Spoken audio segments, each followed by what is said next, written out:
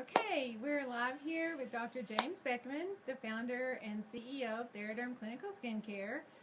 We're going to be answering questions today that you may have about skincare and why antioxidants are important in skincare. So, as you may know, Dr. Beckman uses something a little different than a lot of companies do, and so he's going to kind of explain that to us. So, if you want to go ahead and introduce yourself and Well, hello everybody. I'm Jim Beckman. Some people call me doctor. I am a doctor. I did a residency in general surgery and then a residency in plastic surgery, and then practiced for almost 40 years as plastic and reconstructive surgery. And one of the things we struggle with injuries and reconstruction especially is that you've got to have healthy skin for it to heal properly. And so it's been a lifelong journey and a passion and a search for those things that will make healing optimum for injured skin. And that kind of relates to skin care and our appearance and those sort of things. Us guys don't worry about looking 73 years old, for instance. But I have 6 sisters, and they used to tell me I look like I'm getting old. What can you do for it? And my patients would also comment, I had a facelift and I look 10 years younger at 50 feet away, but I'm putting my makeup on every morning, a mirror that's 24 inches away, and I see fine lines and wrinkles. So the obvious question to ask from a reconstruction standpoint is what caused the injury or the damage? What does it take to repair or reconstruct or restore that damage back to normal? And from a cosmetic standpoint and appearance standpoint, wrinkles are caused by sun damage primarily. 90% of the aging appearance that we see in skin, 90%, full 90% is due to the ultraviolet radiation that we get over a lifetime period that starts when we're 3 years old sitting in the sandbox playing in the sun.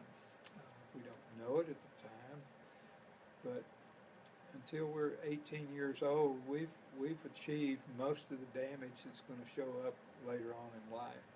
We still need to use sunscreen. We still need to protect our skin because of skin cancer is being caused by sunlight and UV damage. But all of those things kind of started out in my practice as questions when patients would ask, well, what should I be doing for my skin? Or what can I do for my skin? What's the best skincare to use? And, it's interesting. I had 6 ladies that came in within a week period of time back in 1988 that all had had facelifts in the prior 12 months, and this was their final checkup. Sally, do you have any other questions? That sort of thing. And all 6 of those ladies made a statement that just resonated, and that was, I don't have the sags in my skin, but I still have that surface damage. What can you do about it? And that's kind of what got me involved, and how Therapon as a company evolved and our products started evolving. I pulled all the articles from the medical literature on rough skin, wrinkled skin, irritated skin, damaged skin, from 1950 till 1988, 384 articles. 2 of those articles mentioned if you use lactic acid with your moisturizer, it'll make your moisturizer penetrate better. Well, I knew as a plastic surgeon taking care of burns that burn scars lose pliability. If you get a burn on a hand, you actually see crippled people just from the scar.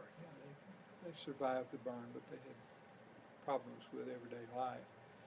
And I had been writing prescriptions for a lanolin-based cream for burn patients And from these facelift patients started talking about, what can I do? My skin's all dry, I'm getting older, blah, blah, blah.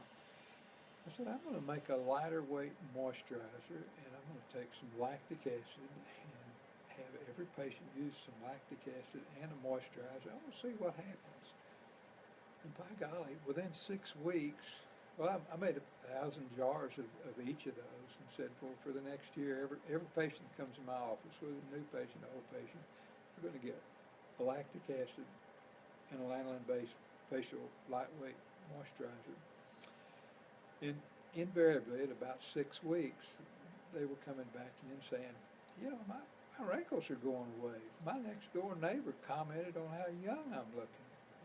And, you gals like to talk in the beauty shop.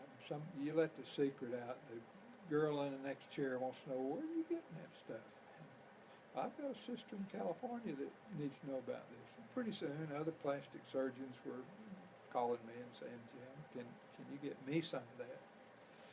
So a company broke out to make 2 products just to make ladies feel better about themselves. And we said, we're not even going to think about adding another product until we can prove that there's a need for it. We can prove a solution that we can provide for it that's better than anything out there on the market. And it has to be able to be used on any age, any skin type, along with any other product. And we were probably kind of stupid when we started out. We said we're going to only sell this stuff to plastic surgeons, board-certified plastic surgeons. And for 15 years, we turned down 5 dermatology clinics a week that wanted to buy our products.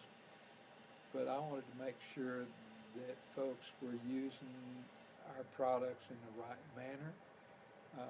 If they're doing procedures, chemical peels, things of that sort.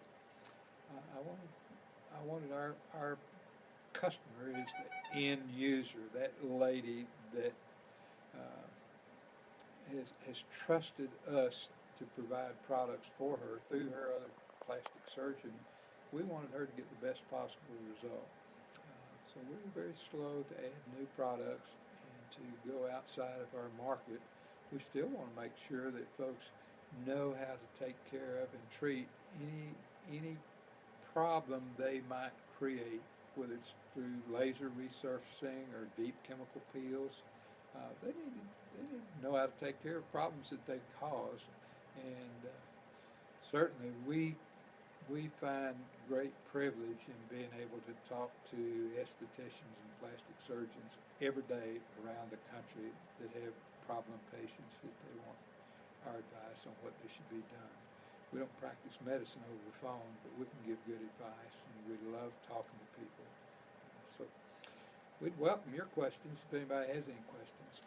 Great, sure. So you had mentioned that sun damage causes 90% of aging. So obviously we know you encourage sunscreen, so how do antioxidants come into play, and how do they protect our skin from? Well, let's start with the word antioxidant. Something that's anti is against, so let's look at oxidants. What are oxidants? Well, oxidants are chemically something that oxidize skin protein, collagen, elastic fiber, oxidize actual cells, the melanocytes that make pigment. And oxidation creates damage, and the damage that's there can be prevented by using an antioxidant to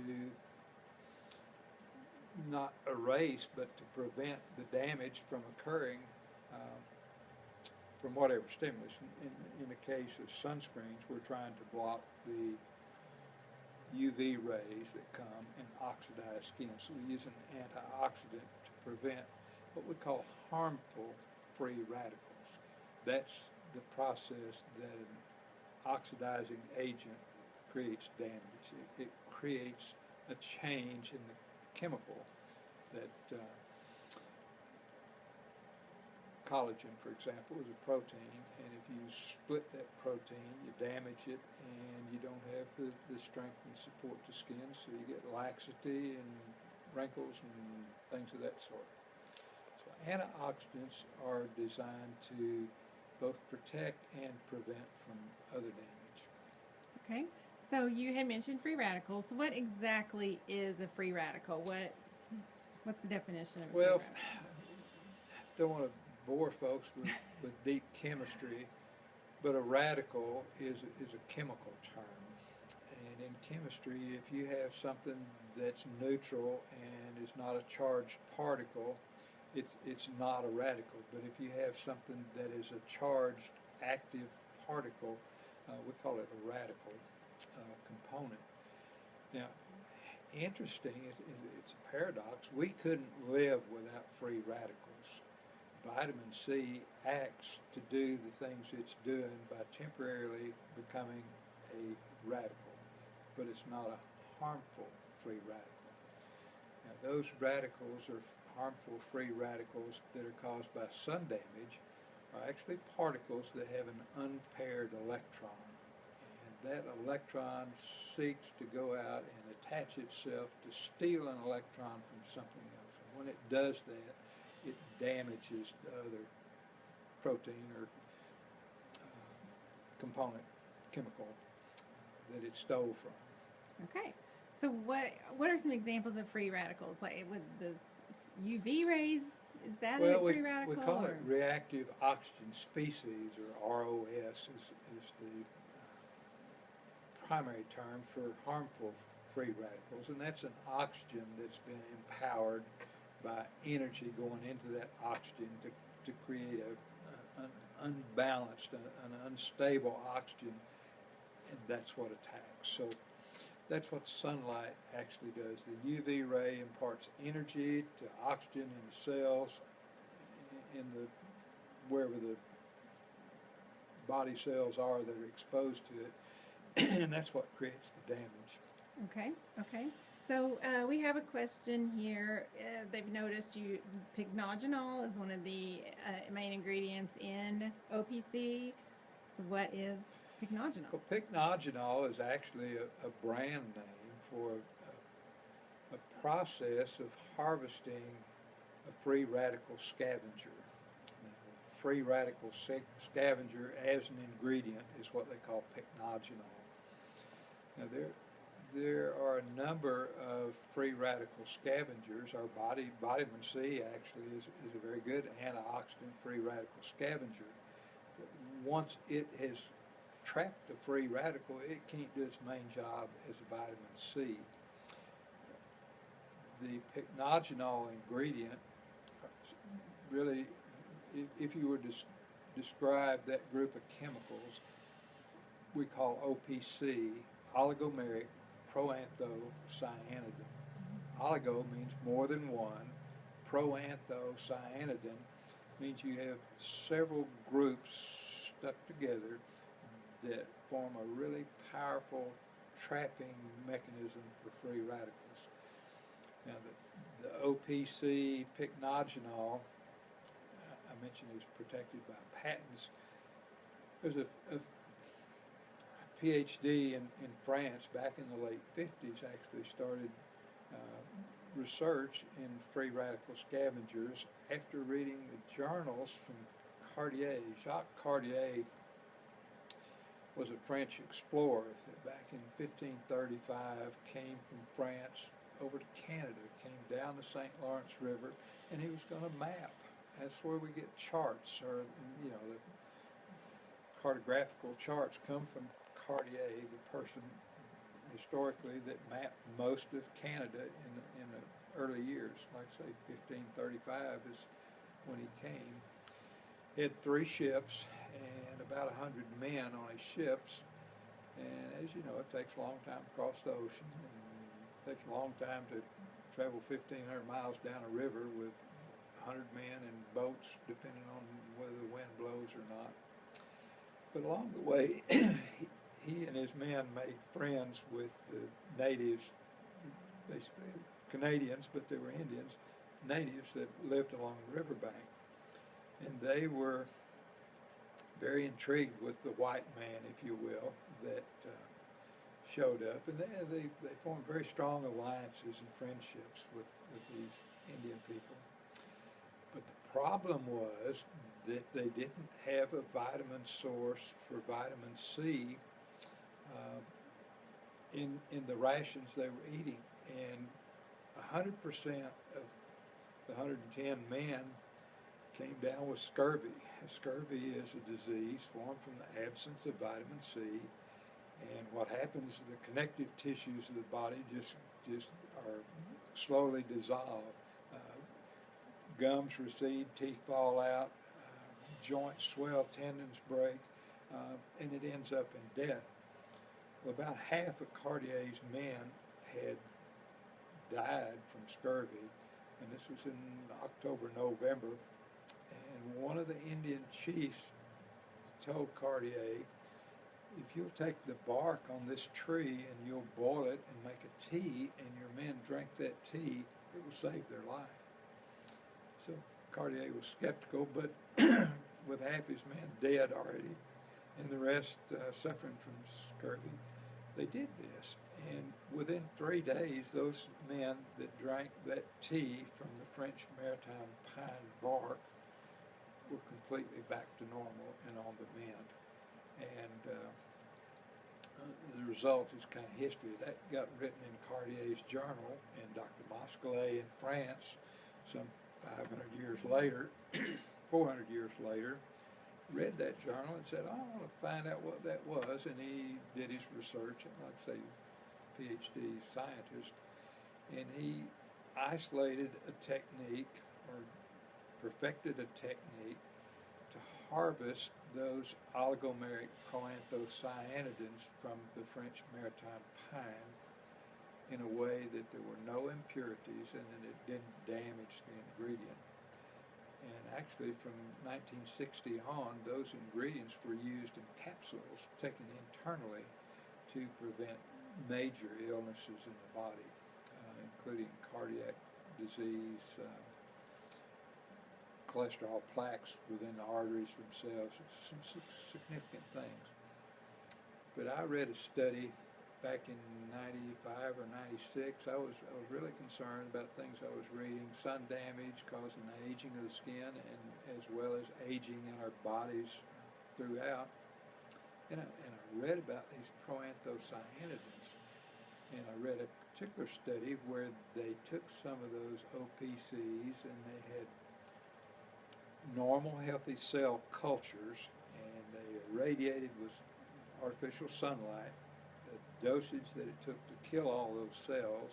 They took another experimental dish of cells, normal cells, and put the OPC ingredient on top of those, gave the same dose, and there were no cell deaths, there was no damage, and no $5 cell changes down the line, no abnormalities in the cell. Well, I saw that, and I was totally amazed. And I said, That's incredible. I need to start putting this on skin.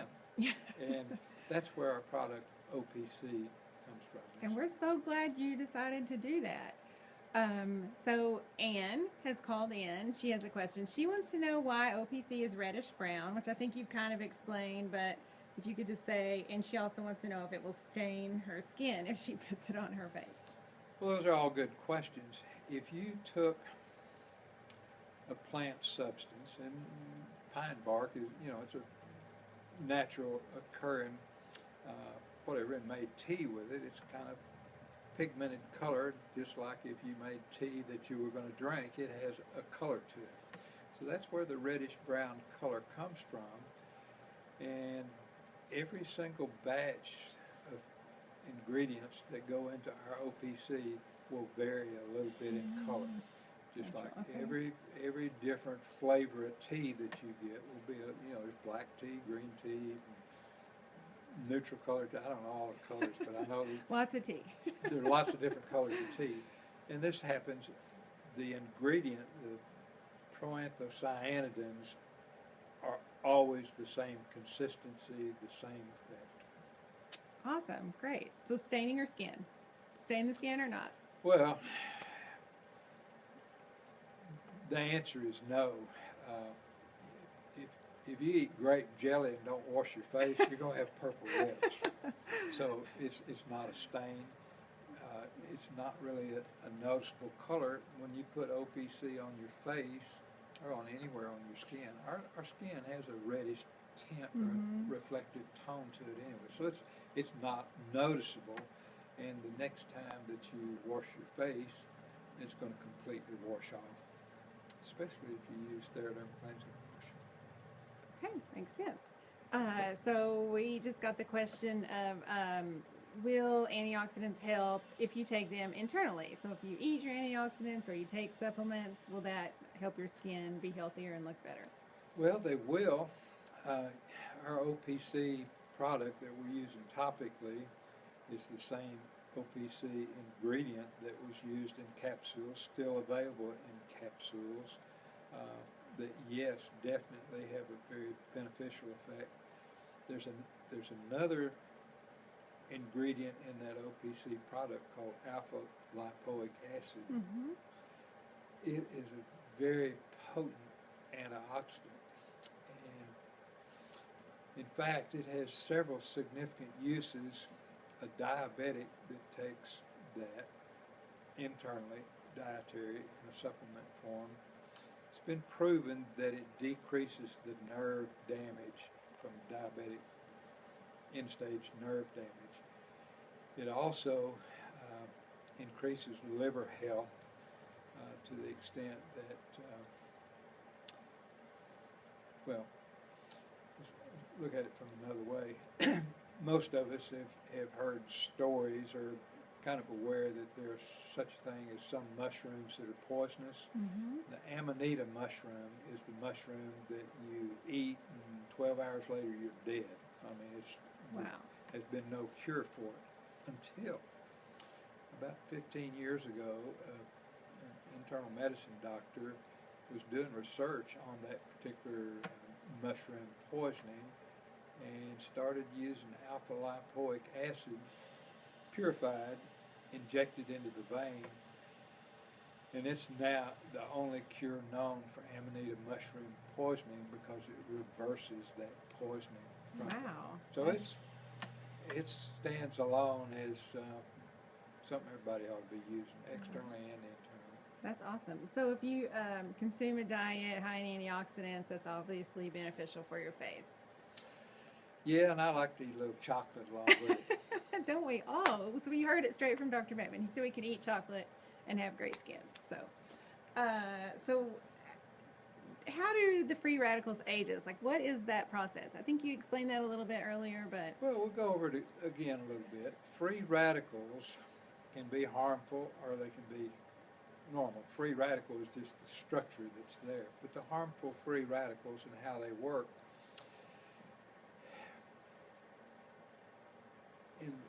just in normal metabolism of the body, when we breathe in oxygen, 2% of that oxygen that we breathe in that gets absorbed into the body is going to end up as a free radical oxygen species. I mean, that's just part of the metabolic process. Mhm. So when those free radicals are circulating through the blood, they go to the skin, they go to your eyes, they go to all our body parts and organs, and especially in the skin, it's more visible because that's what we see when we look at another person is the outside covering. Those free radicals act on we call it the matrix in the skin itself. It's the rebar and the concrete, if you will. It's what gives structure and strength Mhm. and thickness to skin that has no wrinkles when we're young, that kind of stretch and lose their strength. Looks like a sweater. Most people that have worn a wool sweater will notice that on the outside of the elbow there's a bulge where it stretches out. It Yep. doesn't happen on the inside. And that's what happens to skin as we're moving our face and using our facial muscles over and over and over. You take a rubber band and stretch and release and stretch and release. You lose some of that elasticity, and that's what free radicals do. Okay.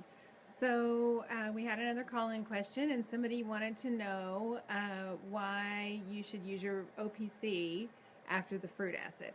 What is the... That's a great question. You can use it either way, but as a general rule, when we're putting multiple things, more than one thing on the skin, to get a benefit, topical, whether it's cosmetic or medical benefit, we start with water-based things first.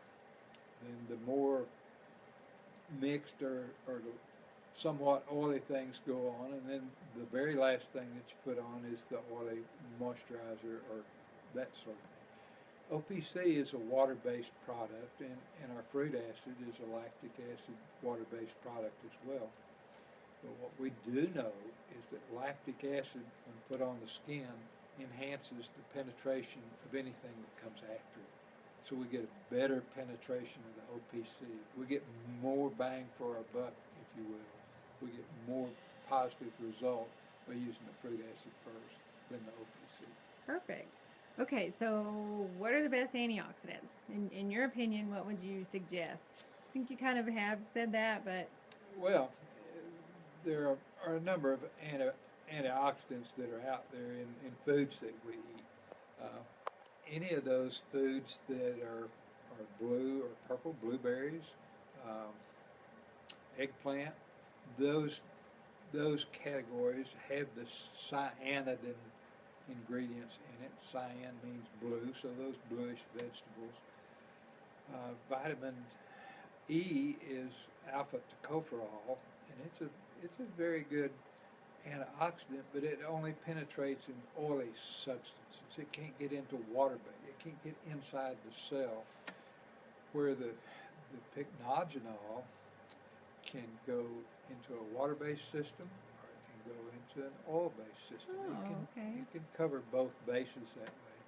Vitamin C is very good in a water-based situation. It doesn't penetrate oil-based situations. But I think I mentioned earlier that vitamin C is a very good free radical scavenger, antioxidant, if you will. Guinea pigs and humans can't manufacture our own vitamin C. Every other mammal can make its own vitamin C. So we have to get it from orange juice, or, there are a number of vegetables that have some amount of vitamin C in it. But when we have vitamin C that's necessary for repairing collagen, that's its critical job. You can't make collagen without vitamin C. When vitamin C has captured a free radical and can't get back to work repairing the skin structure of collagen and elastic fiber, protein in general, it loses its effectiveness. So we're out of gas from the standpoint of vitamin C. The OPC molecule actually comes and takes that free radical away from the vitamin C and recharges it, puts it back into the battleground, if you will. And the OPC is 20 times stronger than vitamin C as a free radical scavenger. So it's a no-brainer. Drink orange juice and eat some OPC. Along with your chocolate. And put it on your face, yeah. Yeah, put it on your chocolate. Well, it looks like maybe that's all the questions. So if there's anything you want to add that you can think of about antioxidants and skincare and why it's so important? No, life's wonderful. I think most people think that they only need to use sunscreen when the sun's shining and you're outside. Vitamin or ultraviolet light and the UVA rays come through clouds. So on a cloudy day, you're still getting UVA, and those are the rays that make wrinkles. So use a sunscreen every day, each morning when you wake up, and find one that doesn't irritate your skin, that's broad spectrum, that has an SPF 30 or greater, and we happen to have one. That is awesome. So 2 takeaways: antioxidants and sunscreen. Absolutely. And chocolate. So 3 takeaways. And love your neighbor. Yeah. Well, thank you, Dr. Beckman. We appreciate it. And we'll have another live chat in a few weeks, and we'll hope you join us again then. Thank you. I'm glad everybody joined in. Thanks. Thank you.